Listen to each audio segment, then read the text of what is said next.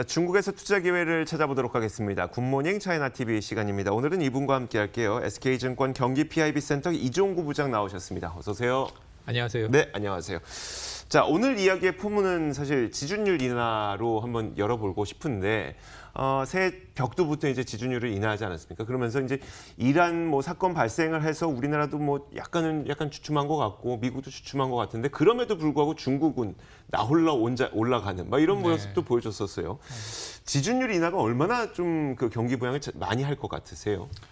작년에 사실 하반기, 중하반기 정도 됐을 때부터 지준율 인하가 한 150bp 수준으로 단계별로 좀 진행됐을 때 네. 제가 앵커님하고 지준율 인하하고 그 3박자를 갖추는 그 작업이 있을 거다라고 얘기했는데 네. 그게 제가 얘기한 게 아니라 그 중국 현지에 있는 애널, 전략 애널 애들이 얘기해 준 거였고요. 네네.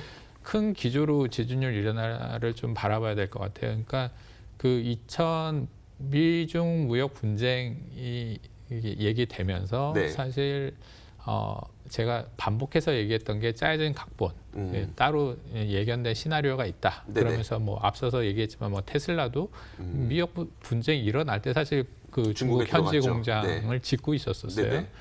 이런 거 보면 이제 걔네들이 실질적으로 이제 지준율 인하 단계는 그 2017년 이미 파악이 됐고 2018년서부터 사실 그 기조 자체가 이제 정부 보증 시대는 끝났다. 네네. 직접 융자 비중 향상을 이제 시장에 반영하고 일반 기업들이 이제 그 자금 유치를 위해서는 이제 정부가 빠진 상태에서 오히려 직접 금융 조달 방식으로 채권을 발행하고 네네. 상장을 통해서 이제 투자자를 유치하는 그 작업에 자기네가 그 중심 역할을 하겠다 해가지고 사실 그 작년에 좀 얘기를 했었어요. 그 2018년 하반기 때 이미 그 국가발전위원회 중앙경제업무협의회에서 이제 그런 그 직접 융자 비중 향상을 위한 방법을 얘기를 했었고요. 네네. 사실 이제 우리가 결론부터 말하자면 그 이 지준율 인하는 유동성 확보의 일환이다. 네. 그리고 우리가 그때 그 앵커님하고 제가 9월달에 얘기할 때 그 한국은행 같은 경우 지준율이 얼마일까요? 제가 약간 퀴즈식으로 냈었었고요. 네. 그게 이제 7%대라고 말씀드렸었던 그 이유가 사실 우리나라 저도 마찬가지였어요. 실제로 중국 애들하고 얘기를 하기 전까지는 저의 과거의 교과서적인 그리고 우리나라가 그 지준율이 9%대에서 7%대로 확 꺾였을 때는 사실 IMF 일어나기 전조 증상으로만 생각을 했기 때문에 지준율 인하가 별로 안 좋다라고 생각을 했었던 거에 인식이 있었어요.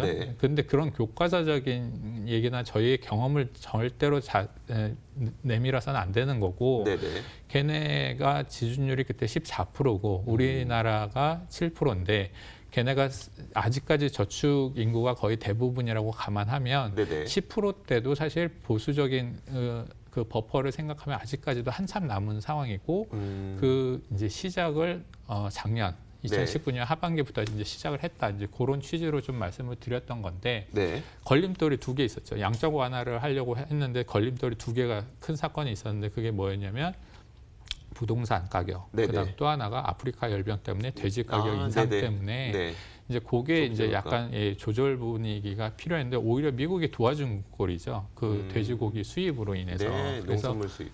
사실 그 경제 완화 조치는 실제로 이 지금 행정적인 부분보다도 경기 우리가 부양 부분에 있어서 그 기조를 당연히 따라가는데 다만 이제 요 시기가 지준율 인하 부분은 올해도 150bp, 100bp 정도 수준으로 한다. 지금 이렇게 그 전략가들이 얘기를 하고 있어요. 그래서 오늘 새벽에도 이제 사실 받은 내용이 거의 뭐 작년과 대동소이하다. 근데 그거는 뭐 우려할 만한 사항이 아니다.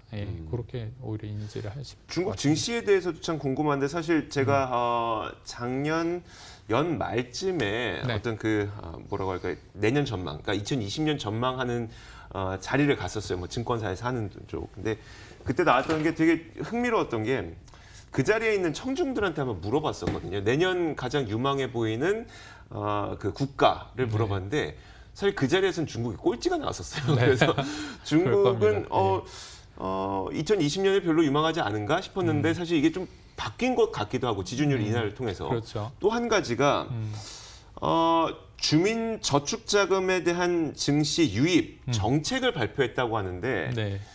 이건 뭡니까? 그러니까 저축하는 거를 증시 투자하세요라고 중국 정부가 약간 독려한다는 건가요? 네, 그렇게 생각하시면 될 것 같아요.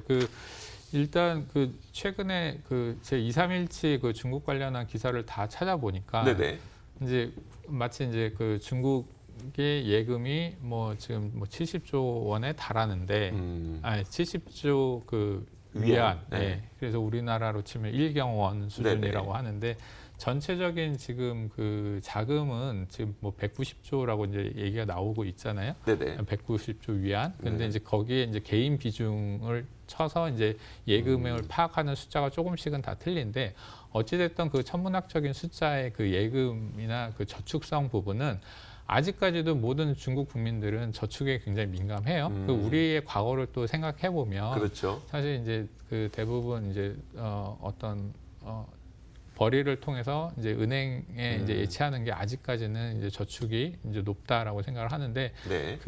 실제적으로 장기 저축 부분에 있어서 금리는 지금 계속 중국이 네. 이게 지준율이나 이런 행위를 통해서 계속 낮춰지고 있는 상황이잖아요. 그렇죠. 네. 그러면서 지금 아까 기업이 바라는 정부가 바라는 직접 투자 부분으로 이제 이렇게 이동을 할 텐데 우리가 사실 일반인들이 가장 세제 혜택을 많이 보려면은 네. 연금저축 얘기를 많이 그렇죠. 생각할 네네. 거고요. 근데 우리 과거로 한 1, 20년으로 돌아가 보시면 연금저축 전에 뭐가 있었냐면 증권저축 그리고 거기에 대한 수익증권 표현도 되게 재밌어요. 네네. 가면 수익증권이잖아요. 네네. 그런 부분에 있어서 세제 혜택을 그때 몇백만 원 이내에서 막 계속 유도를 했던 기억이 있으실 거예요. 중국도 지금 사실 마찬가지입니다. 네네. 그리고 이제 이 개인적인 부분에 있어서 그런 이제 세제 혜택을 통해서 갈 건데 중국의 사실 세금 수익 구조가 대부분이 부가가치세가 36%인데 이 개인소득세가 8% 수준이거든요. 그래서 네. 사실 혜택을 준다고 해도 그렇게 중국의 세수에는 큰 영향이 없어요. 네. 그래서 이제 개인 자금의 유동성 부분을 확보를 시키고 사실 이제 더 크게 바라봐야 되는 건 외자나 네네. 그다음에 이제 우리가 흔히 말하는 기관일 거예요. 네. 근데 이제 외자 부분에 있어서 지금 사실 공공연하게 다 알고 있죠. 뭐냐면 외국 우리 아까 테슬라 언급했지만 네네. 테슬라 사건이 가장 큰 게 뭡니까? 100% 합작 회사가 아닌 그렇죠. 100% 지분으로 돌아왔잖아요. 네네. 올해는 아마 금융투자 회사, 외국인 금융투자에 100% 지분이 있는 회사들이 들어올 거랍니다. 네네. 그러면 들어오면은 그냥 들어오겠어요? 어떤 해칭할 수 있는 도구가 필요하니까 그렇죠. 당연히 파생 부분 제도를 그때 손 봤던 거고요. 네네. 그럼 이제 이런 외자 부분에 있어서 이제 크게 버퍼가 더 파이가 크게 들어올 겁니다. 네네. 그리고 중국 애들도 얘기하고 우리가 스스로 얘기하는 어허. 외자 유치 3대 사건이 뭡니까? S&P, FTSE, 네. 그죠? MSCI. MSCI. 네. 그게 지금 다 올해 작년 비중에 비해서 오늘 또 2배로 올해가 늘려났죠. 늘려나요. 이번 3월 달에 되면 또 2배가 됩니다. 네. 이 외자 부분이 굉장히 커져요. 게다가 지금 어떻게 보시면 개인, 외자, 이제 또 하나 뭐 있죠? 기관이에요. 네. 이 중국의 가장 기관 중에서 파이가 큰 데가 공모였어요. 공모펀드. 공모펀드요. 네, 네. 두 번째가 보험기관이었는데 네. 이거를 지금 외자가 앞서 놨어요. 네네. 기관에서. 그럼 이제 보험 같은 이 기관 버퍼가 25%로 알고 계신데 이것도 늘릴 모양이 지금 보이고 있습니다. 네네. 결론은 뭐냐면 중국 증시를 지금 아까 전에 일반인 분들이 질문이 많다고 했는데 네네. 어떤 뉴스의 현상만을 봐서는 굉장히 문제만 많아 보여요. 그러니까 근데 현상만 보면은 2020년 중국 증시는 정말 희망 없어 보인다는데 예. 방금 말씀하셨던 어떤 중국의 금융시장이 개방된다는 측면에서 본다면 돈이 어마어마하게 들어오고 이미 많이 들어오게끔 비중 다 조절해놨고 예. 그러면 증시도 괜찮겠네요. 그렇습니다. 제가 볼 때는 오히려 더 점프업 할 수 있는 시기이고요. 이 기회를 놓치시면 굉장히 나중에는 그냥 흐름 따라 추종적이지 않을까 그런 생각을 하고 있어요. 좋아요. 그러면 2020년 방금 말씀하셨던 것처럼 진짜 어차피 중국은 이번 해를 거의 기점으로 삼아서 금융시장을 계속 개방을 하려고 하고 있고 네. 개방한다는 게 그냥 열게요, 문 열게요 이게 의미가 아니라 정말 외국인 자금들이 매력적으로 느끼고 들어와야 된다는 건데 들어오는데 그렇다면 이제 이런 걸 기대해 봤을 때 우리가 어느 쪽에 좀 관심을 가지면 좋을까요? 좀 세부적으로 봤을 때 진짜 투자를 한다고 생각을 했을 때.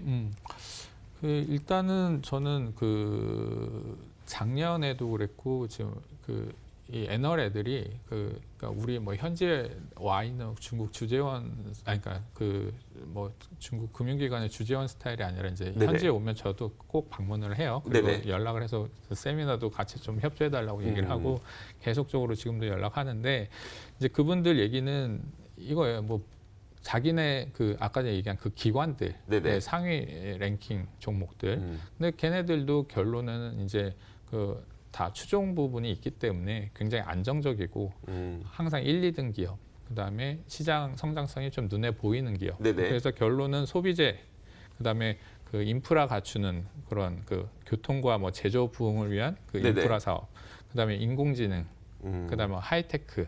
그래서 사실 제가 뭐 작년에 앵커님하고 얘기하면서 좀 그런 부분을 다 언급을 은연중에 했어요. 뭐 하이테크 같은 경우 핀테크 기업, 뭐 메이트환도 핀테크다 이런 얘기도 했고, 인공지능과 관련해서는 자동차에 어떻게 보면 내비게이션 역할을 하면서 자율주행을 하는 뭐 사유도 신고하기 뭐 이런 부분, 그다음에 이제 환경적인 부분도 아우르는 장안 자동차 뭐 이런 부분 꾸준히 얘기해 드렸었는데, 오늘은 정말 소비재다운 소비재 그런 좀 종목을 가지고 얘기를 하고 싶고, 실제적으로 그 전망 부분이 얘네들이 분명 편입에 담을 거라고 예상하고 있습니다. 알겠습니다.